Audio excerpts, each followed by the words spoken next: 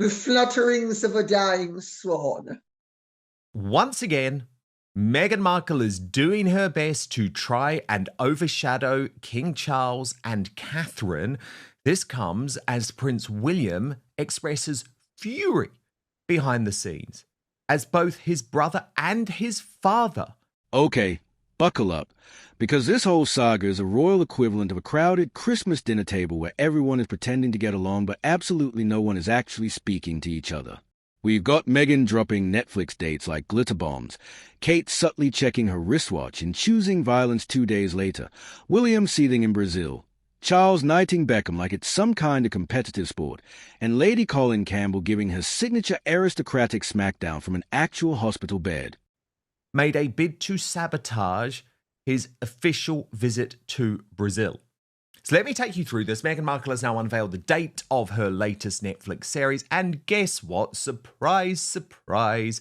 With Love, Meghan will air on Netflix the holiday celebration on December the 3rd, which is the exact date that the King and Queen Camilla will welcome the President of Germany for a state visit at Windsor Castle.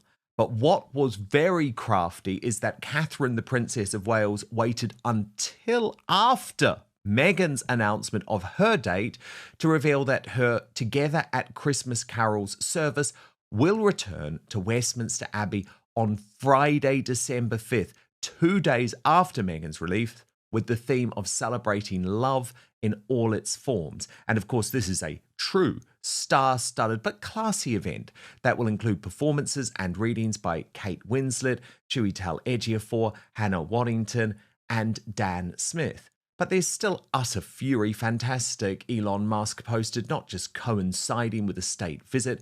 Meghan's holiday special will air just before Catherine's Christmas concert. Of course it will. Is there anyone on earth more jealous or more vindictive? But what I find so fascinating about this Lady Colin Campbell, who, by the way, joins us on fine form from her hospital bed as she recovers from this broken pelvis. But what fascinates me, Lady C, here is that yet again, this whole Netflix thing has been a disaster. Like, Meghan claimed that the special was going to be released in November, and then all of a sudden it's delayed until after Thanksgiving, yet she's still not prepared to call it a Christmas special. What is going on? The flutterings of a dying swan. I think the flutterings of a dying swan. I actually am beginning to be very entertained by Meghan's ever increasingly desperate and pathetic attempts to be a swan living with grace when it's obvious that she's a dying swan. And, you know, it was never a Christmas special. It was never going to be mooted as a Christmas special. It couldn't stand the competition of being a Christmas special. And I think she's thrashing around yet again, trying to come up with some version of how she has converted failure into success. And when she's forced to dump something, it's not that she's forced to dump it. It's that the people who are dumping her have given her an opportunity to find a new way of doing things, you know?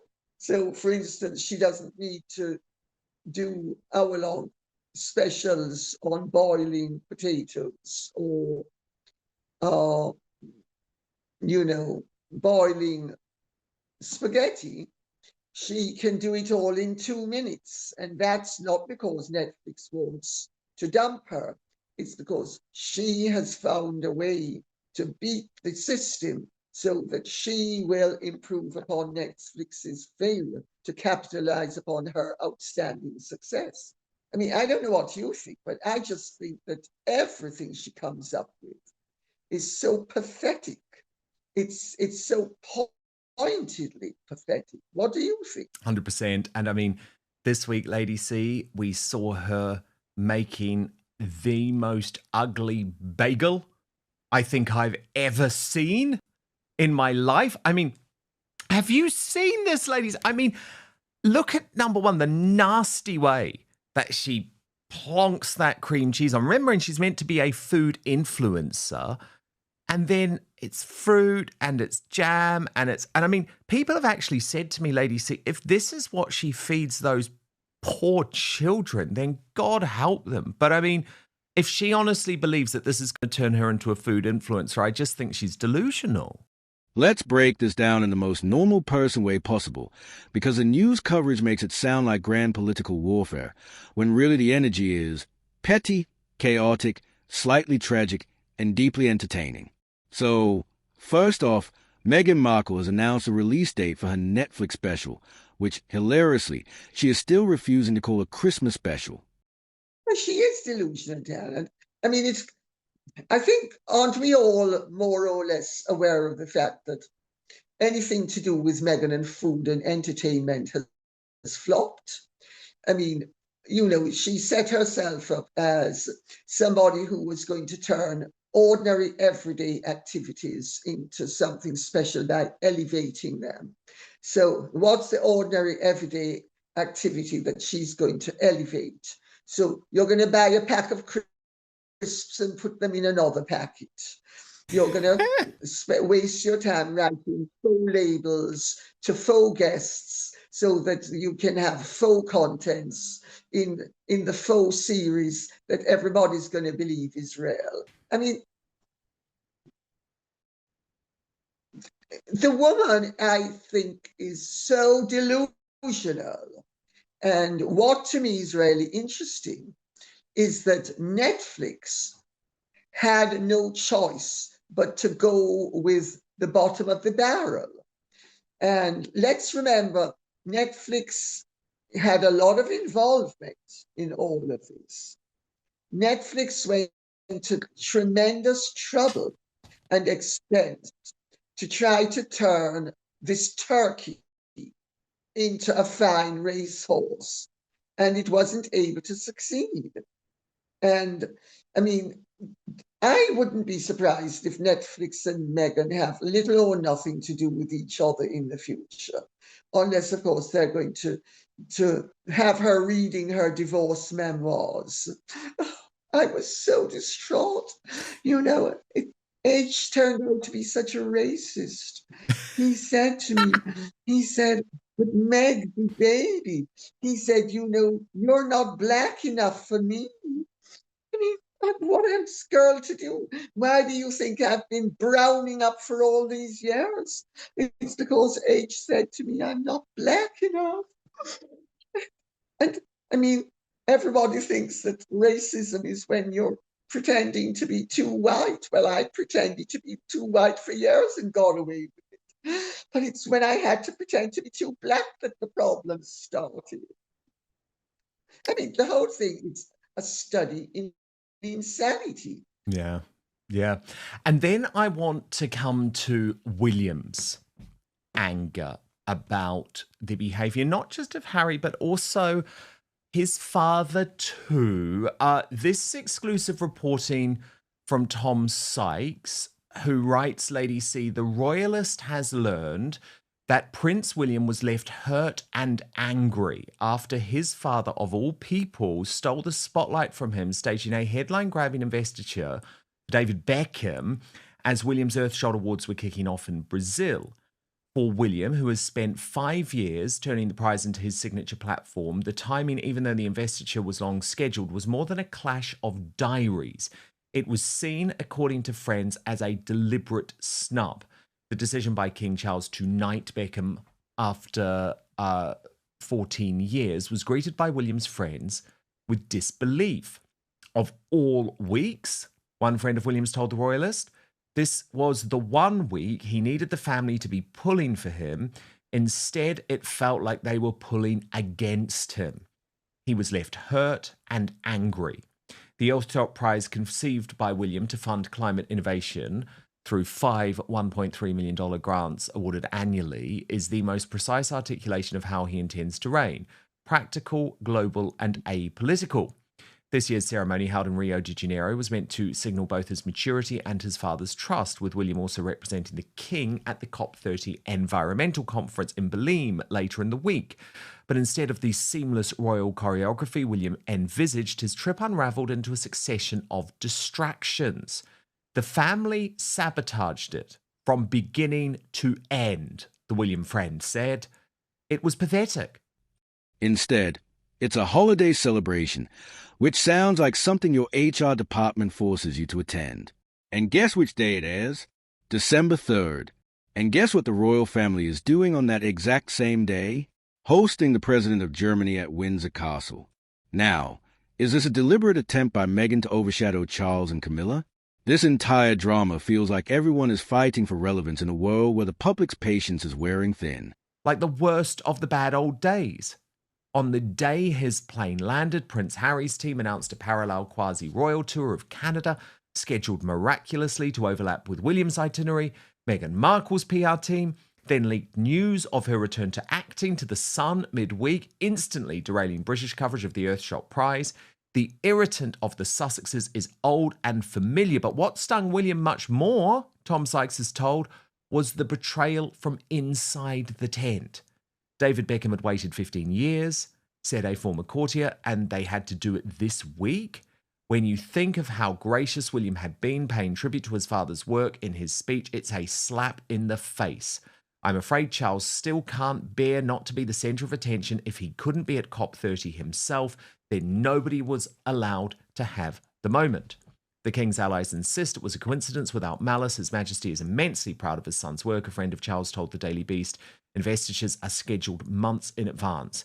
One friend of the King's, however, did concede that there is an increasingly delicate father-son dynamic, dramatically worsened by William's open contempt for the shambolic way his father handled the ex-Prince Andrew crisis and continues to handle the Harry issue. Since the King's terminal cancer diagnosis, the balance of royal power has shifted. William is now increasingly demanding the right to lead long-term planning, public messaging, and crucially crisis management. As the friend puts it, the change of reign is happening in real time, whether they admit it or not. Charles, however, has no intention of fading into the background. He insists on maintaining a full public schedule, sometimes to the alarm of Camilla and his doctors, and he guards the symbols of kingship, audiences, investitures, the odd glittering photo call as fiercely as ever. Friends say that having waited his whole life for his role, he's not about to start taking instruction from anyone, even his son. The Beckham affair, trivial on its face, is the perfect metaphor. The king, ill but determined, still demands to be the headline act. The heir, already governing in many people's mind, is trying to build something lasting in the space his father won't vacate. The king sometimes feels he's been airbrushed out of his own legacy. One family friend said, it's not deliberate on William's part, there is a cold professionalism about him. The message is the future starts now. Charles finds that almost unbearable. In the Amazon, one of the scripted remarks William delivered was about the duty each generation owes the next.